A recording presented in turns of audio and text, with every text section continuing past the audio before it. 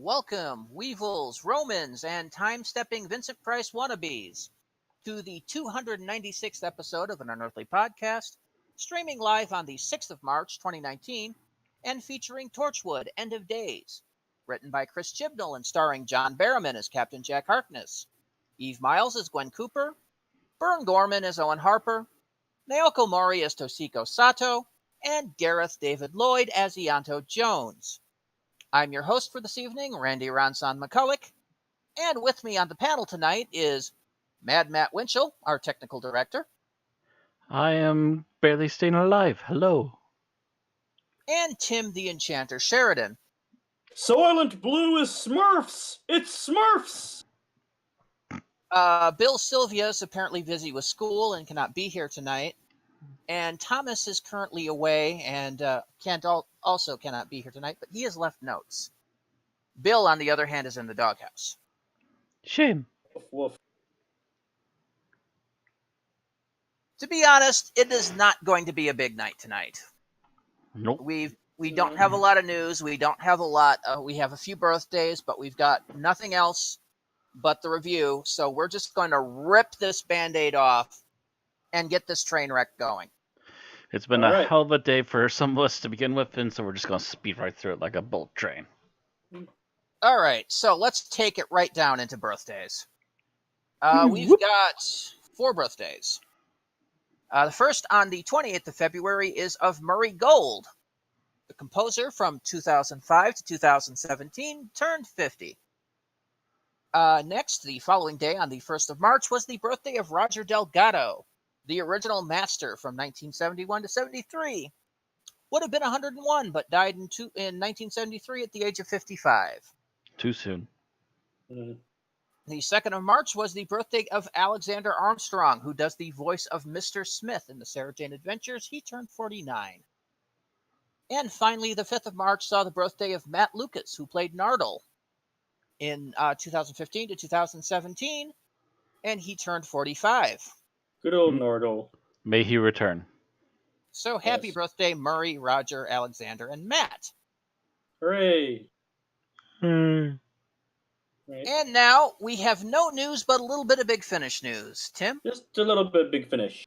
The first Big Finish audio featuring the 12th Doctor is now out. In this short trip, narrated by Nev McIntosh, Madame Vastra, in it, the plot to assassinate Charles II is about to be thwarted. But why is the Doctor present? I'm sorry, I guess I didn't get to finish that.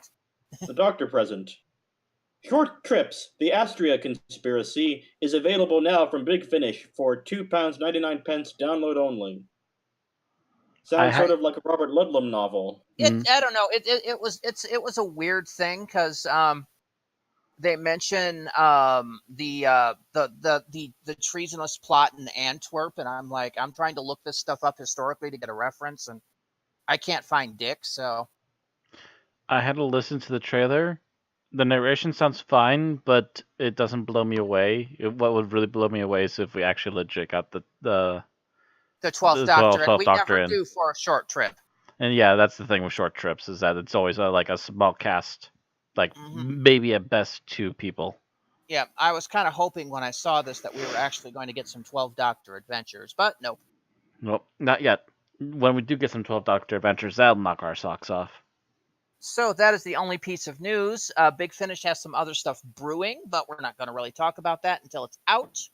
Until it's closer to being ready, yep. Because we are not a commercial arm for Big Finish. We'll advertise it when it's first announced, and then we'll advertise it again when it's out, but that's about it. So that means got nothing. We got nothing on the rumor mill. No comments, no reviews of shame tonight. No score additions changes posted. And we're skipping Geek Talk for right now. So let's get down to it. Let's do the episode summary, and I'm going to get the stopwatch because I believe Matt is going to do this. Yes, I'm going to attempt this. Yes. Kids, don't try this at home. You ready, Matt? All right. 3, 2, 1, go. Following up the previous episode, which we haven't reviewed yet, haha, so spoilers, Captain Jack and I believe it was Tosh. Am I remember her name right? Toshiko? Toshiko. Yeah, Tosh is her nickname. Yeah. The Asian one, yeah. Yeah, Toshiko. Tosh for short. The Captain Jack and Toshiko were saved from a time warp thingy which almost abandoned them in the 1940s, I believe it was. Actually, I think it was Gwen that was back there. Was it Gwen? I thought it was Toshiko. Anyways, one of the two of them were almost stuck back there. And because of Owen opening up the rift, they were managed to be saved. But what seems to have happened in the meantime is that all chaos is breaking out the next day. And it turns out that people in period clothing and all kinds of other weird stuff are just popping up all over Britain. And it's slowly branching out further and further away from the rift. And if they coordinate things properly on the map, they realize that, yes, everything is literally centered very easily around the rift. By the way, you are correct. It is Tosh. It was Tosh. Aha. Yep. And they're trying to figure out how to deal with all this very quickly, possibly at least temporarily impounding all the people lost in time until they can get them back to their proper times.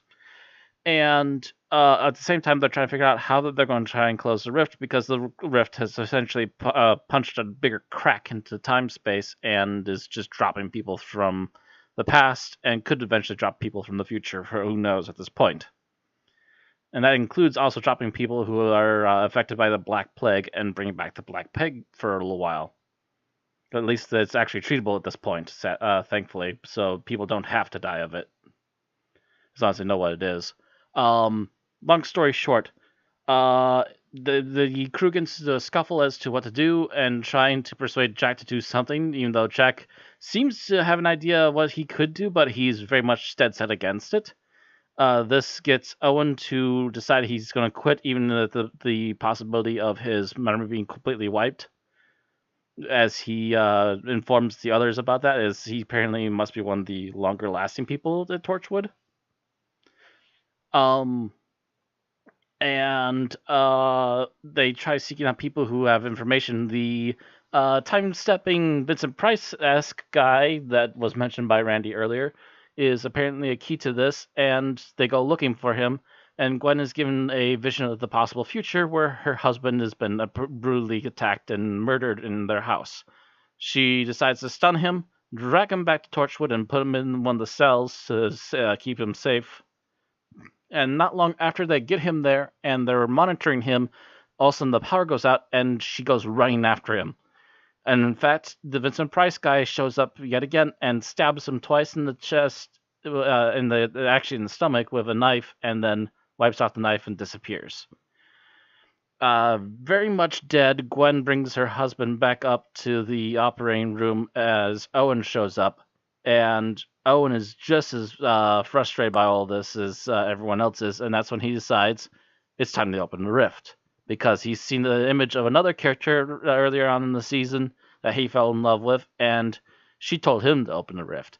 And Yanto has seen his ex, who was no longer a Cyberwoman, tell him to open the rift. And Toshiko saw her mother tell her to open the rift.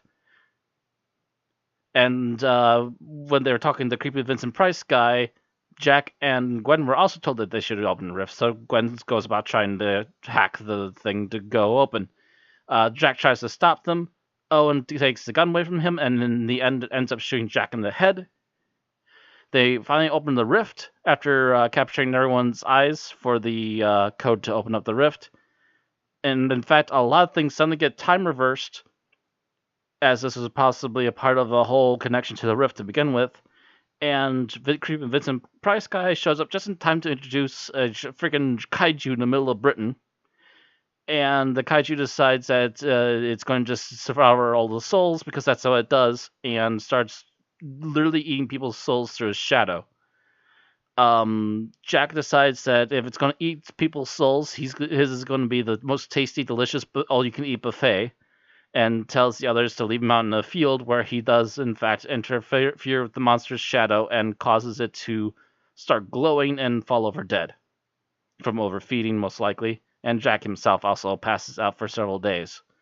Gwen doesn't want to give up on Jack because she knows he can't die, and At the very last possible minute, as she's about to give up, she hears his voice, and she helps him back up and get him dressed and get things back to going. Things finally seem to normalize around Torchwood for the first time in a while.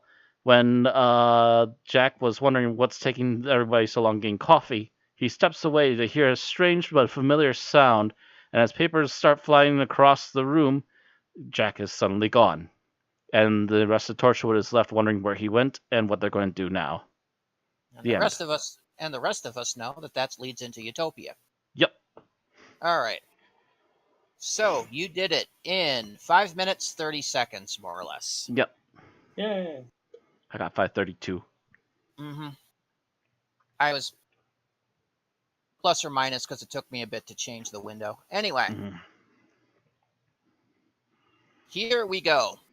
So what we liked about the episode, first we'll hear Thomas's opinion.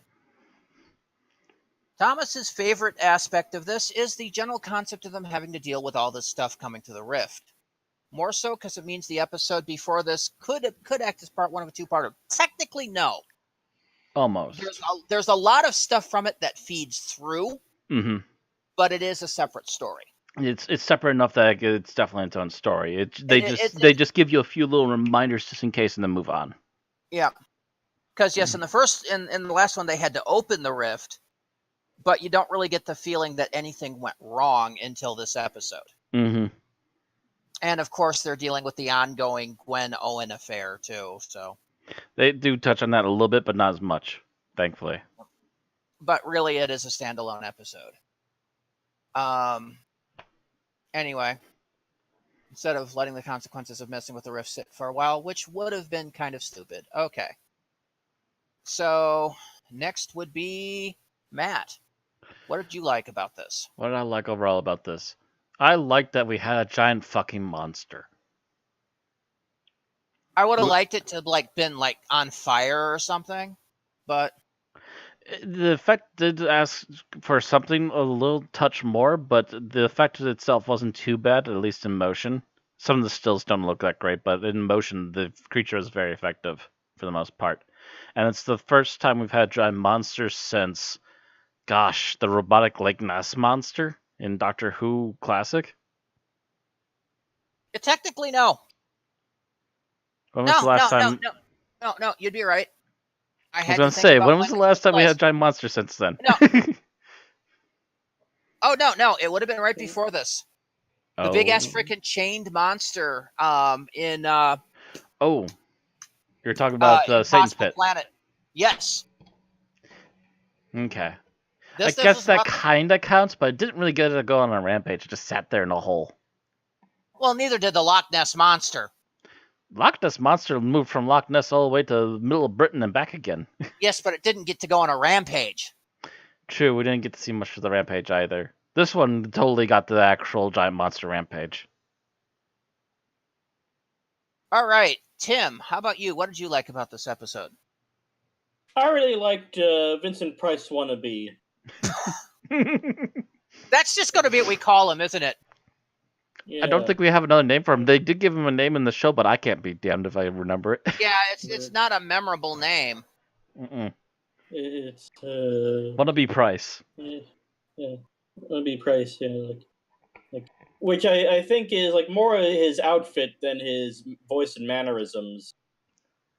There's a little bit of the old weird anglisms in his face too, but yeah, it's more so his outfit. It was he was portrayed in a way that him being evil could go either way, I think, but it's not a complete surprise when it turns out that he's a complete douchebag. Yeah, he was actually a compelling character, and it's almost a sad thing that he doesn't come back because I think he was directly linked to this monster. Phyllis Manga. Yeah, well, that's the thing. He was like the servant of Abaddon. Mm-hmm. And I think Abaddon technically died with this. Yeah. He basically overate. Happens to all the soul-eating monsters, I swear. That or the energy-eating ones, too. Just overfeed them and they just all go, oh no! But yeah, he was Billis Manger was his character's name. Manger. And yeah, he was kind of the antagonist for this, although you only get to see him for the last couple episodes. That's Yeah, they didn't really boost Abaddon much in this series until the very end. yeah, I'm going to talk about that later. Anyway, so what I liked about this was the whole concept of consequences. Mm-hmm. You really get to that's a big thing in this. That's And a it big thing comes in up a Who lot. at this time to begin with. Well, even more than this, you get to see the direct consequences of the shit people have been doing all season. The affair with Owen, them opening the rift, them basically acting like everything's their plaything and it's all coming back to bite them in the ass. And I think that's kind of cool because you see, Jack at this point going, I can't do anything. This is all your fault. And I just kind of like that fact that it's not just like, okay, let's fix this. It's like, you did it. You did. I told you not to push the button. You pushed the button. Now we have to deal with it.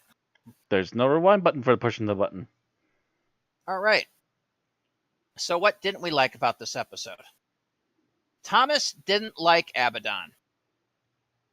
I mean, he says, far be it for me to be against the kaiju showing up, but really, I think going to that scale was a bit much. I would have been content with Billis Manger being the antagonist instead of the giant CGI monster. Like I said, it needed to be something, and when I saw it, my immediate thought was, oh god, they have a Stay Puft Marshmallow Man. Like the effect left something to be desired, but as an effect on its own, at least there's something, and it wasn't like terrible. There have been worse giant monsters out there. I mean, it could have been a guy in a rubber suit. That would have still been effective depending on how you shoot it.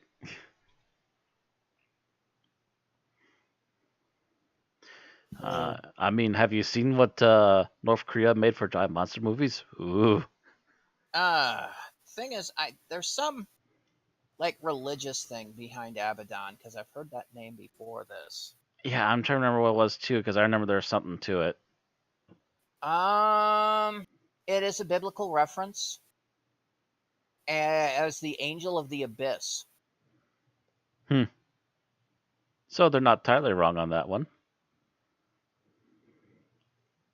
In the New Testament book of Revelation, an angel called Abaddon is described as the king of an army of locusts. Ooh. In which Greek means the destroyer. So there you go. I heard the name and I'm like, I remember hearing that back when this first aired and I'm like, oh shit. And then I saw it, I'm like, kind of a little disappointed in that. Yep.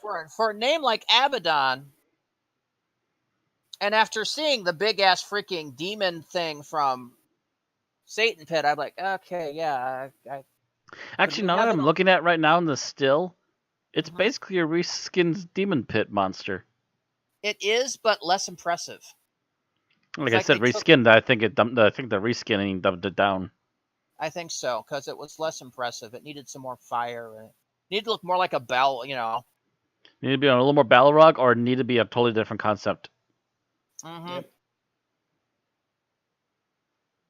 Okay. So, Matt, how about you? What did you dislike about the episode? What I dislike about this episode, I have to say I feel there was a few times here and there where Jack could have gotten the point across without sounding quite as much like an asshole. And I mean, don't get me wrong, I know he's hard pressed for answers and he's genuinely really upset, but dang if he doesn't act like a dick sometimes in this episode. Well, I think that's actually part of their point. Is they were trying to basically prove that Jack is, my way or the highway, assholey. He acts all light and flirty, but, when he's not getting his way, he's not happy. I think. But, yeah, I mean, they kind of continue that trend in later seasons to the fact that, if you watch Children of Earth, you think Jack is a complete and total piece of shit. and it was Which does very, tend to fly in the face of what he's like normally. Yeah, mhm, it's especially versus his lighthearted Doctor Who persona. yeah, it makes the character feel a little too bipolar. Yeah, it does. They really go to try to show his darker side, and it's too dark. It's not even like it's a natural dark either. It's like you're just a complete total fucking asshole. Fuck you, dark. Mhm. It's like suddenly I don't like this character anymore. Can we have another? Oh, hi, River Song. I'll take Jack back. I'll take Jack back.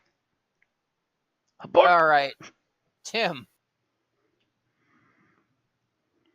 How I about didn't you? like how few historical people we got. Okay, so we got some people, like one Roman centurion, and then a few people in what seemed like uh, English Civil War period costumes. And we And got a couple of like 14th century peasants, and that was about it. yeah. Yeah, Also, it's like the riff is opening. Like there should be like waves of things. yeah, there should have been some stuff from the future too. Well, that's what I think the UFOs were, but they were a bit far away from Central Point. No, I meant people. Yeah, there should have been more sci-fi people as well as other things like that too. They had like one sci-fi thing, and then the rest of it is all historical stuff. And it's just like, oh, come on, you can do a little bit better.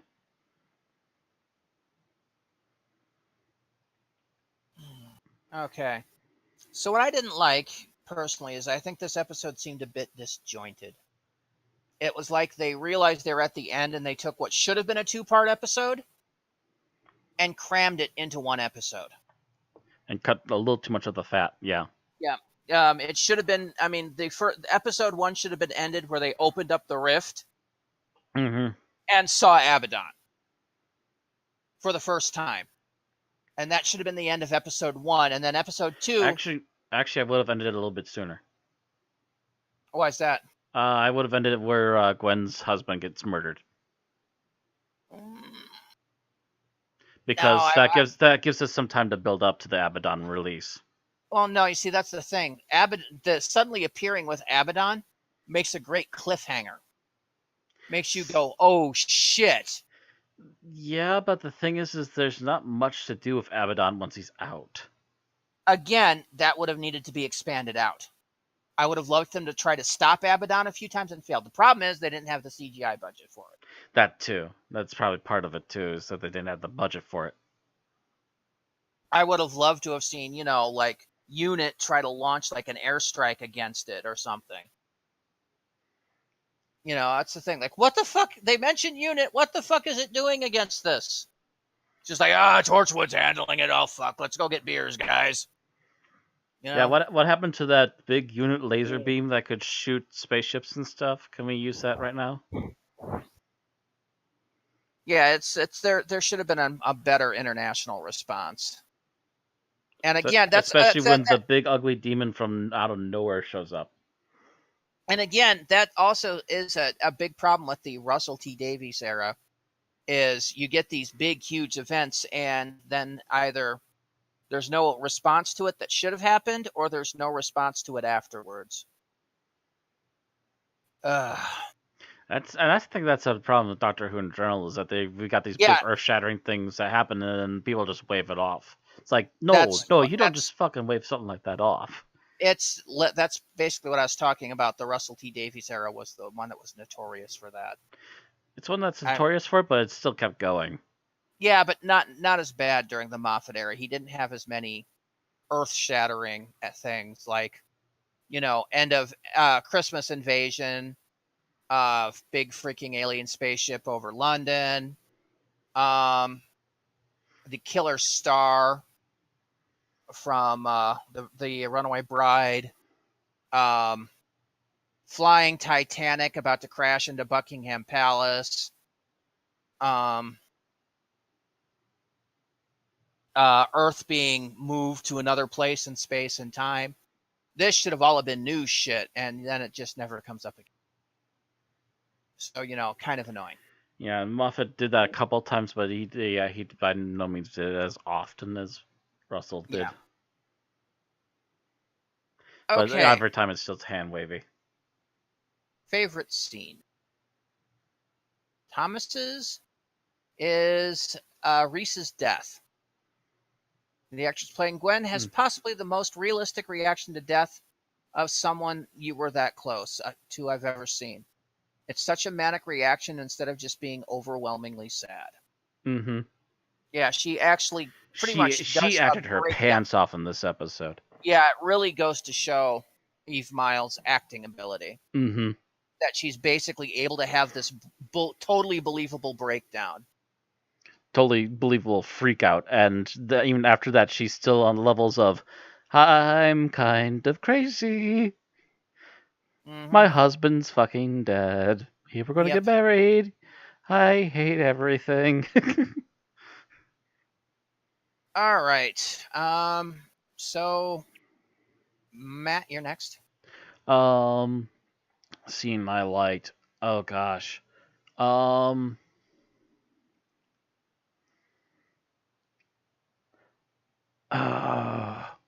That was actually one of the better ones. I'm trying to think of another one aside from that. But yeah, that was one of the better acted scenes. As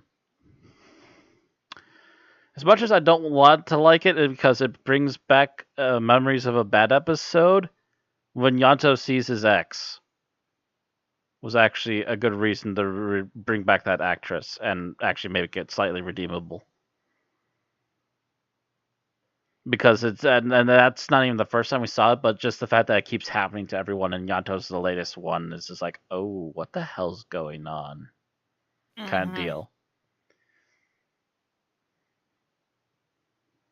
Because that starts to the fact that we get our second person seeing somebody who shouldn't be there for sure, and we know it as fans of the show, just goes, oh, what the hell? Yep. People seeing all these people they shouldn't. Okay. Tim? All right. I have to go Gwen waking up Jack with the kiss of true love. Even though they missed the opportunity for Jack to pull a squints. Mm-hmm. I would have, it would have been cheesier, but at the same time better if she was doing some kind of reminisce and he just made the comment after being dead for so long. And you would think, Torchwood being Torchwood and knowing what Jack could do, they'd have a specific drawer in the morgue that has a sign in the back going, Jack, if you wake up, there's a pull grip behind you. Something to let you out of the drawer. Yeah. Or just like have a something that he could grab onto and push himself out. Yeah. Like hanging right over his face. Yeah.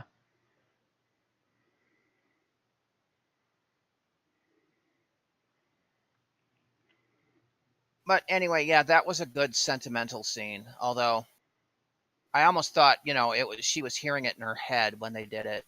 Well, at first, yeah.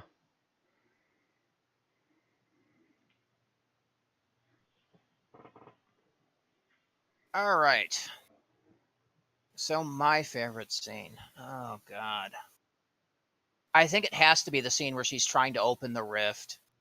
And you just got Jack just telling them not to and, pulling the gun. It's just very high tension. Mm-hmm. That scene was also really high tension. And that's probably one of the better acting scenes for the entire group. All right. From here, we go to our least favorite scene. According to Thomas, it's honestly hard to pick, so he'll just have to go with the defeat of Abaddon. As much as it makes sense to dispose of this thing as quickly as possible, to me it felt a little underwhelming and anticlimactic. I do agree with that. Mm-hmm. Though, to be fair, Torchwood generally seems to have some episodes that feel like they end on an anticlimax. Sometimes it works, others it doesn't. Really, yeah, you kind of feel like, what the hell? He just sits there and goes, ah! And that's just like, ugh. I would have liked it if it exploded or something, Yeah, it's starting to go all glowy. It should have kept going for a few seconds more, and he just kind of implodes or something. Mm-hmm. Instead, Make it we super got finite instead of him just disappearing. it's not even that. He just kind of goes buh, buh, and collapses. I'm like, seriously? Yeah, he collapses and then he just fades away instantly. Mm-hmm. It was kind of a like it said. It was kind of a letdown. You got the big, yeah.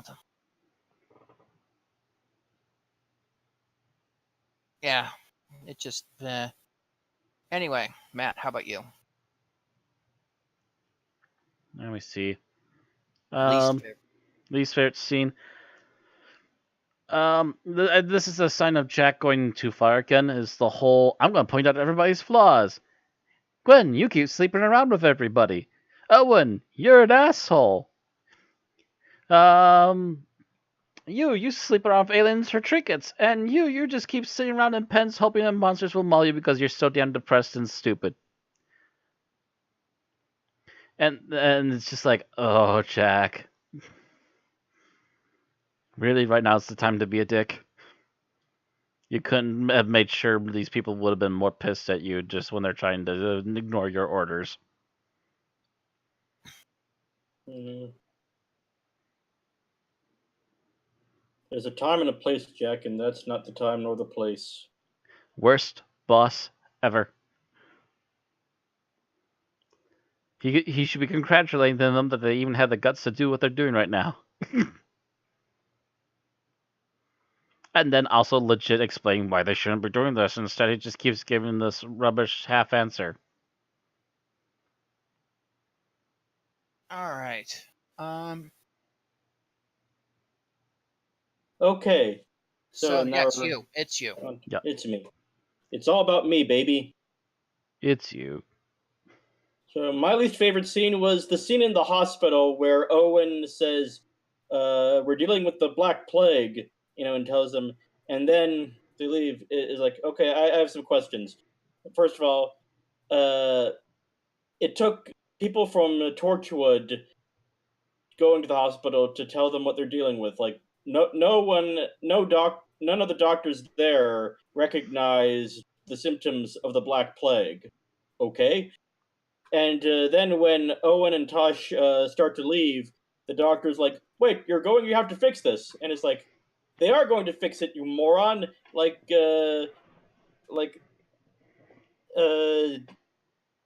Are you completely useless? Like, you're in a hospital. You're a doctor yourself. You know what to do. Like, They literally just verbatim spoke to you the entire thing you need to do to save these people. Go do it. Stop letting people die and pray that nothing worse comes out before they can fix whatever's going on. Move along. Yeah, it is kind of a silly moment too. Yeah. All right. So my least favorite scene out of all of that, I had it. I think it's the point where Jack is like, "Leave this to me." Goes from like multiple football fields away, and the monster just goes, "Urgh." He doesn't even have to go, "Hey, you." He doesn't really get its attention in any way. He just literally walks out on the field and instantly notices him. Yeah. Yeah, that was kind of like, what the fuck? Isn't there like a billion other people in the city over there? Okay, maybe not a billion, but more than one. So why is it now looking at Jack like he's a munchie? Again, that would be nice to have explained something about this creature before just suddenly popping it up there. Yep. That just is the one that bothered me the most. Okay, so that's our review, our final thoughts.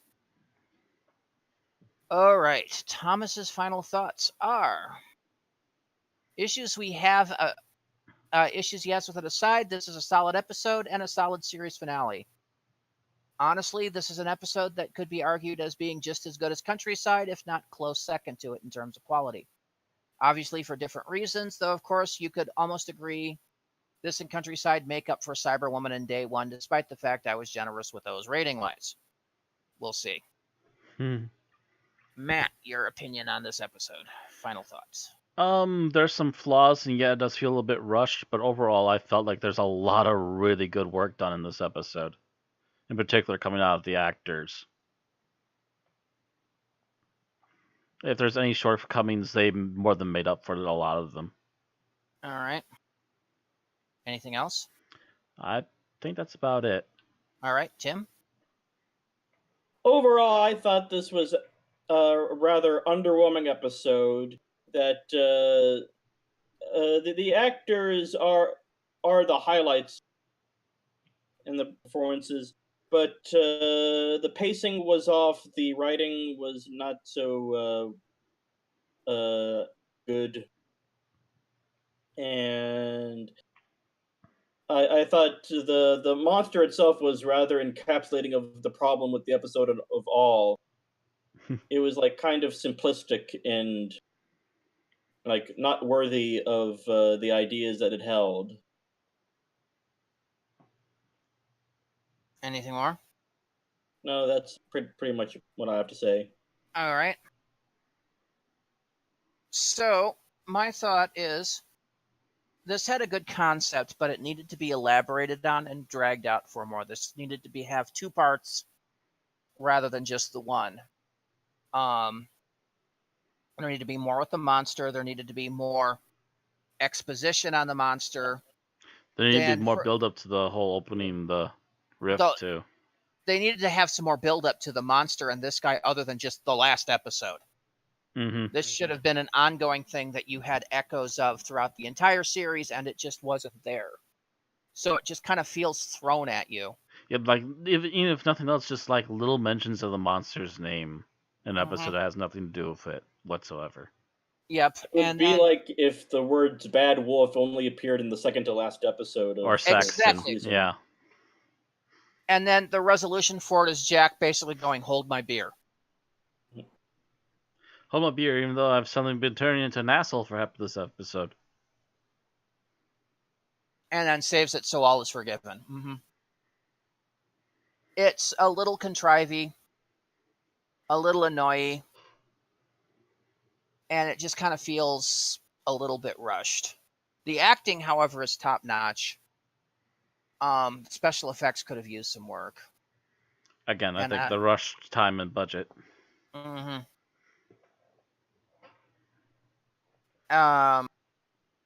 So I can't think it's the greatest thing ever, but I think it's okay. Ratings. Thomas gave this a 5.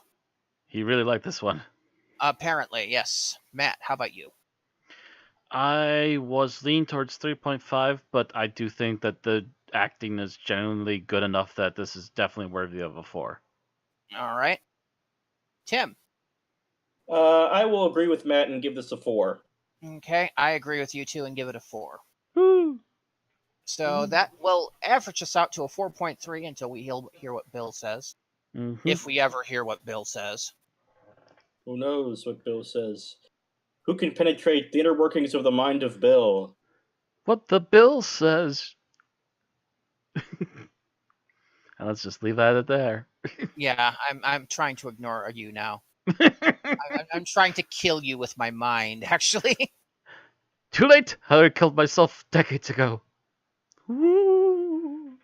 You take the mind. So, with a 4.3,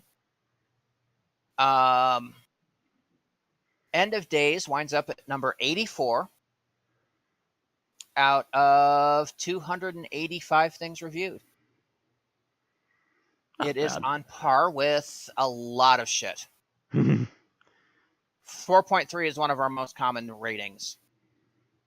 Includes The Three Doctors, Nightmare on Silver, The Ice Warriors, Dalek Invasion of Earth, Web of Fear, Spirit from Space, The Witchfinders, Waters of Mars, Ark in Space, Demons of the Punjab, 10th Planet, Unquiet Dead, Last Christmas, Terror of the Auton, Silence Library, Forest of the Dead. Do I have to go on? No. It is better than Power of Krull, Hellbent, Frontier in Space, Destiny of the Daleks, etc., and not as good as The War Games, Terror of the Zygons, Sontaran Stratagem, The Poison Sky, Husbands of River Song, etc. So there we go. You're not as good as 84. Husbands of River Song. Husbands of River Song wasn't bad. That for a River Song episode, it was actually a solid episode. Yeah, because you got to actually see how much of an asshole River Song is when she's not she's not kissing the doctor's ass. Sucking the doctor's ass. I had to edit myself. You could Too tell late. where I Too was late. going Freudian there, slip. and I tried to hit the brakes. Freudian slip. Too late. It's gone. It's out the window now.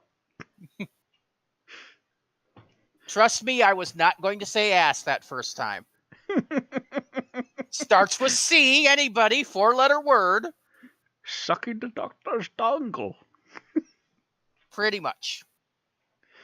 Oh my. Yeah. Anyway. So there we go. 84 out of 285. That's all we have to say about Torchwood Ended Days. And Matt. with that on dongles, let's go over to our closing bit here. So thank you all very much for watching us. If you enjoyed the show and want to see us speed through another episode yet again sometime soon, you can always catch us on YouTube at Unearthly Podcast. You can catch us live on Twitch at Unearthly Podcast. You can catch our updates on our social medias, Twitter, which is at Unearthly Pod, Facebook, which is at Unearthly Podcast. And if you enjoy our show so much that you wish to donate to us outside of, say, something like Twitch, per se, you can also join us on Patreon and spend a shekel or two there as well. All right, so next week, we are still continuing on with the Cranium of Chibnall, as we are going to move forward to the beginning of the next season of Torchwood with Torchwood Kiss Kiss Bang Bang.